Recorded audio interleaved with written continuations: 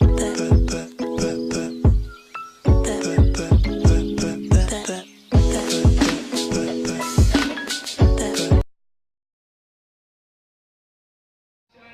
my mom had the best idea to make this into a three-part series. I think I decided to do 2 parts. So stay tuned to see the other part of this episode of Mommy and Me, and just so that's from the internet. So my 5 questions to my mommy are: what is the biggest not truth that you have ever told me? What is the biggest lie you've ever told me? That I'm allergic to cats. To animals, right? No, Wow. no dogs I am. But you had Marley. Yeah, you just deal with it. So you just dealt with your allergies. Yes, I did, absolutely. Anyway, cats. So my I didn't know lied about cats. to me I that she didn't was like allergic to all animals, and I wasn't allowed to have Cupcake. a pet. Right? And now No, you were not responsible enough. Oh, but I was responsible enough to take care of myself. So, alright. Cause and effect. I forgive you, mommy. Cuppy, you see her? You see her? She loves me. Yeah. Does she? Mm-hmm. Does she? Maybe Yes. Piper, but Cuppy, She does my too. baby. I mean, she Oh, loves drama. Everybody loves drama.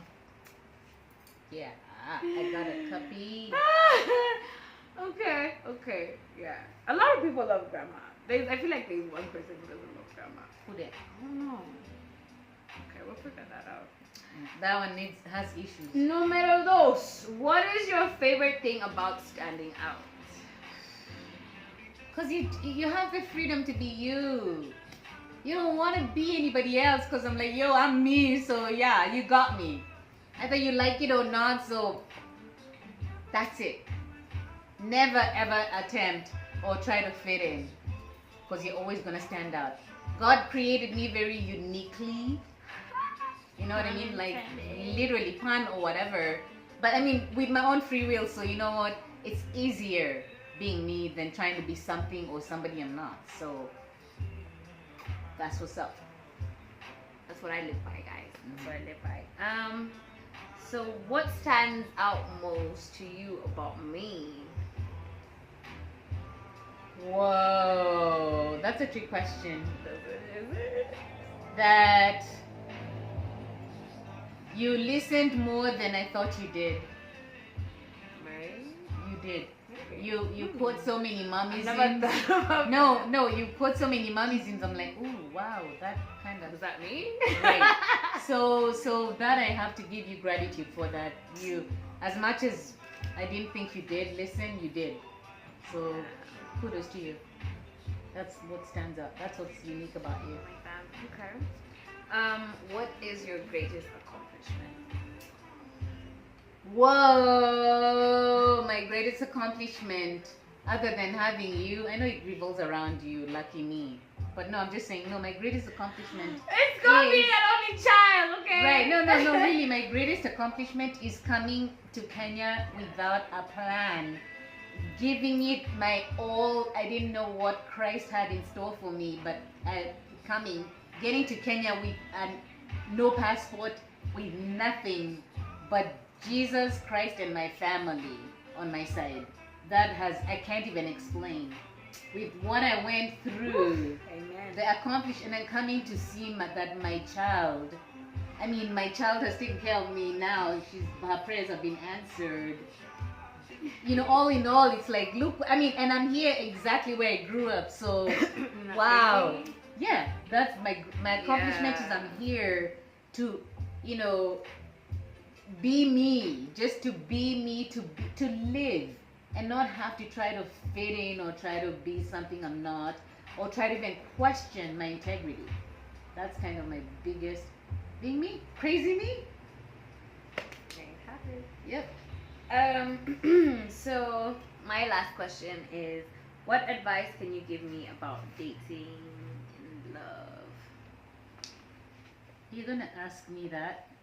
Do we need to revisit? Just in a few words, please. Okay. No, I mean, really, really, I mean, I'll try to summarize it in 2 sentences. The first one, that I'm a living testimony now. Doubt means a don't. Because God has an amazing spirit that He'll show you things that you keep fighting, and He's tapping you on, your what side is this? Left side. The left side of your body, right? But you're basically focusing on this side, like you're hearing something, but it's being tapped. It's this side. So when you're doubting something, just drop it, because you'll see later. You're like, man, thank you, Jesus. And then second of all, you are your own constant. Yeah, that's really that. Just kind of you trust you, because everybody has that unique gift. See what she did there, because her name is unique. That one actually was no pun intended, yo. No pun. Okay, so what questions do you have for me? Okay, you asked me for 5. Of course, I had 8, because 8 is enough. Is it? Yeah, because I have 7 siblings. So, what is your biggest fear? My biggest fear is not making an impact in the world. Lately, that's what I've been thinking about, and I get it from my grandfather a lot, because he talks about how when you die, you bury yourself, and then like a few years later you bury your business. So, but you need to leave a legacy. You need to do something in the world. So that my biggest fear is not doing enough and making an impact in the world. Wow, that's profound. And then the next one, what do you feel is your greatest accomplishment? My greatest accomplishment is my salvation. That's what I can say, because I for one didn't think I could hack. I knew I wanted to get here eventually, but the fact that I'm here now, that is my biggest accomplishment and achievement. I'm proud of you. I'm very proud of you. And then, what would you say, America versus Kenya? What is your? Because now, I mean, several folks have asked me that, and what would you say? Because you told me at things, and yeah, what would you say? A bit of both. One, exposure is amazing. Having the best of both worlds is what I can say is one of my biggest advantages. I have a home here and I have a home there, and that means a lot. And there are different things that I love about being home. Like, again, home. I keep on using the word home. When I'm in Kenya, I feel like I'm at home. I can speak my language to anyone and everyone. If I'm lost, I don't feel like I need to change myself in any way. When I'm in the States, when you're in a different country, which is how I ended up getting my accent, I felt like I needed to adjust, because a lot of the people were, I don't understand you, I can't understand you, and so I had to adjust to a way that they could understand. And here, it doesn't matter whether I have a Kikuyu accent or whatever accent, they just accept you as you are. It's home. And America is amazing because, one, it's super clean. Super clean. Stay clean, US of A. And then the processes, everything just runs smoothly. Like, there is no difference between a senator and a common citizen when it comes to like getting your rights, like getting your driver's license. He needs to go to the DMV just as much as I do. Like, the things like that, those are the things that really make America, America. People still use the mailbox. They still check their mail, and I love that. And the food is terrible for you, but I love it because it's so delicious. Oh my god.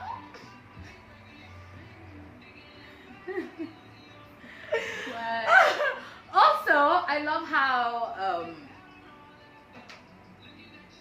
is opposite like adventurous people are.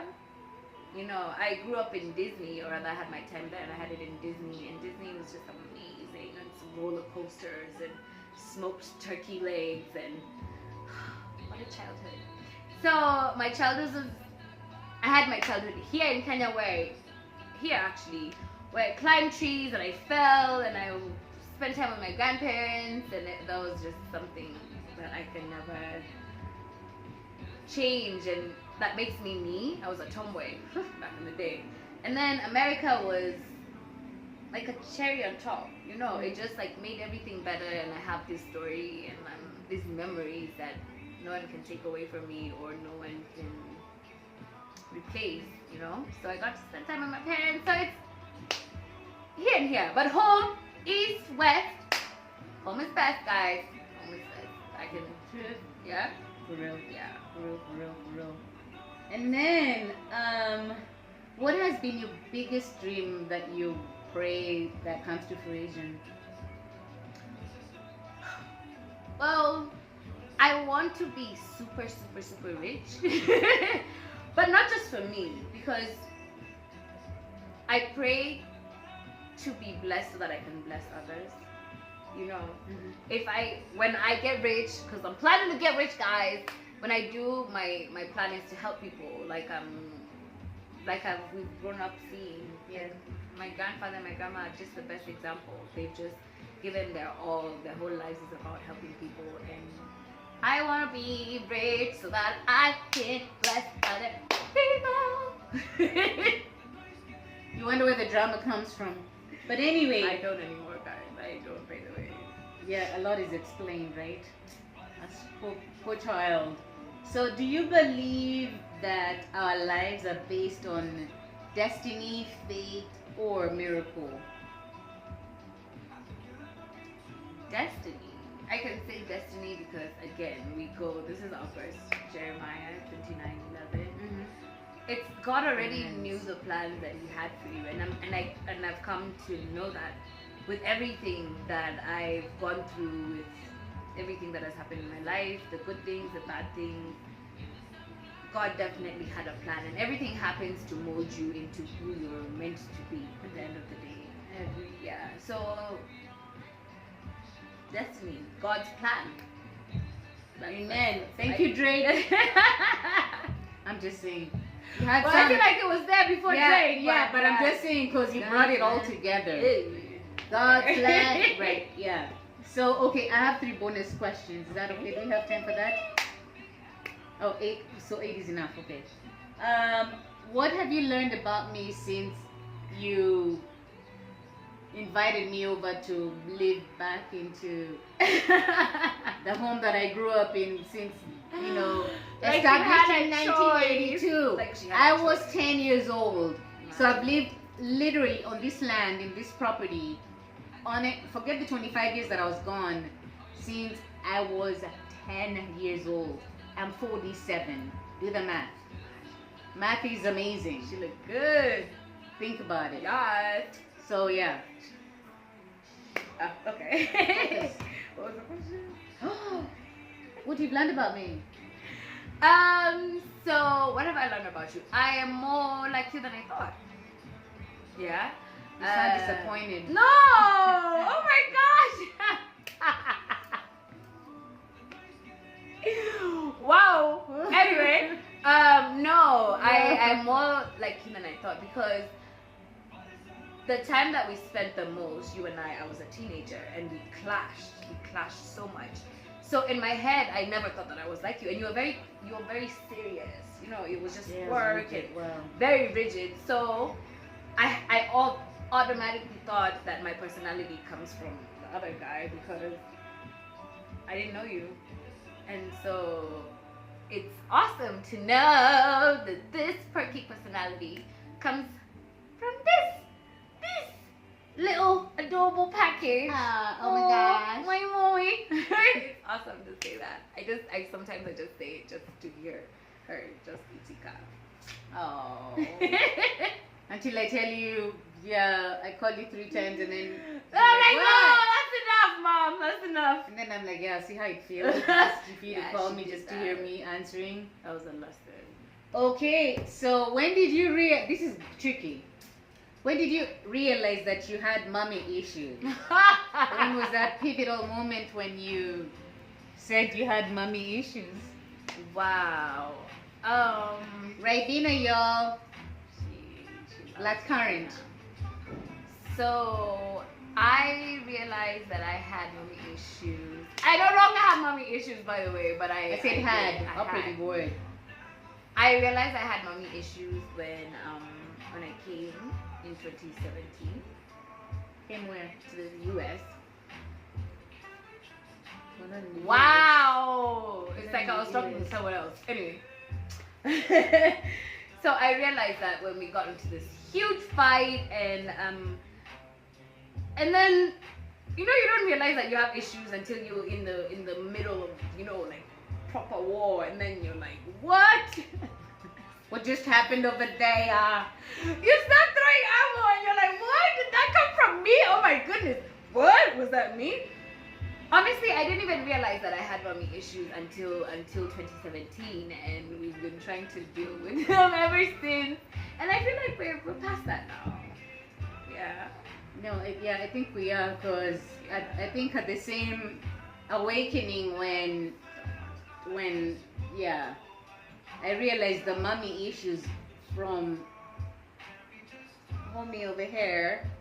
No, mine have nothing to do with hers. No. She says she has hers. No, was and no, I when had I realized mine. that maybe I too have mommy issues. And sure enough, Yeah, you'll be surprised what I you find when found you out look in when back. you look in the mirror. I mean, when you just Introspection, see, guys. when you Look see, in that. when you're screaming at your child for something they haven't even done, they were not even there. Check yourself. I'm just saying, because really, Wise word. it's really a reflection of what you're going through subconsciously. So mommy issues, we all have them. More Daddy than we issues even too, know. guys. Mommy and daddy issues. Okay, I think we just talk about the daddy issues more. So yeah, she's addressing Yeah. mommy issues. Right. It's like I'm addressing mommy issues because this is Mother's Day weekend or Mother's Day week. That sort your mommy issues out now. Girls, fortunately or unfortunately, or the way life has it, we're closer to our fathers as the boys are Some closer of to us. I'm closer to my mommy. Right, I mean, because My daddy. which is another, I'm just saying, typically, A naturally, story for another day. right, naturally, that's the way things just work out. Yeah. That's why a lot of times men marry somebody who's similar to their mother, Yeah. because that's just the, you emulate. Like, I know she emulates my being, because I had like this, she came with it back from 2017, which she had acquired. I don't even know, we acquired it together back in Orlando back in 2006. I don't remember 2006, but I remember just being like, Mommy, I'm not giving you that. Right, but I mean, think about all those years later. I'm the one wearing it in her house that she made our home. Things like these that happened. But I'm just letting you know that, think about the parental. I think if there should be that. I'm sure there's that phrase somewhere. Think of the parental issues we all harbor in our hearts and in our heads that nobody addresses, especially as people of color or as Africans. Nobody ever explained anything to us as we grew up.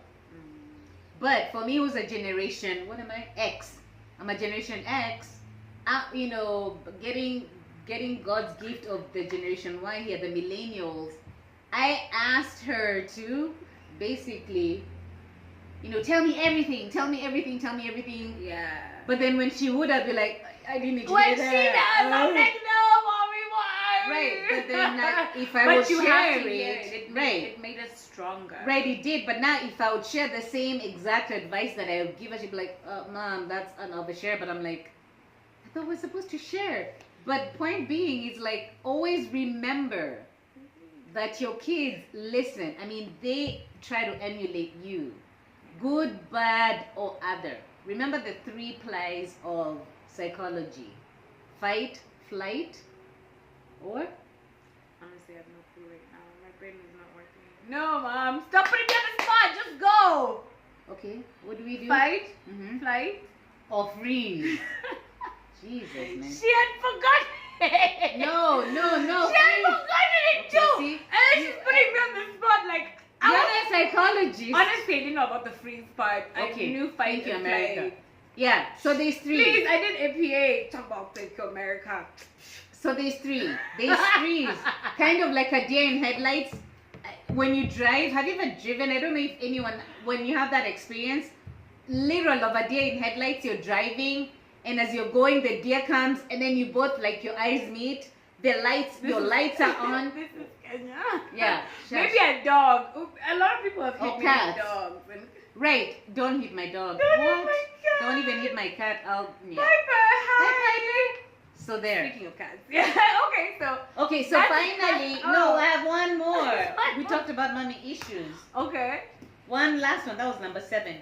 What? Name me one of your pet peeves. Oh, I hate when people do something wrong and then they act like they haven't done anything wrong. You know, What like, if they don't know they did something wrong? okay, it's one or two. If you don't know, then it's okay. Maybe we can have the conversation. But maybe if I tell you that you've done something wrong and then you act like, Oh my goodness. where's she trying to go? But yeah. But I hate it when you do that. I tell you, you've done this wrong, and then you get defensive, which is normal human reaction.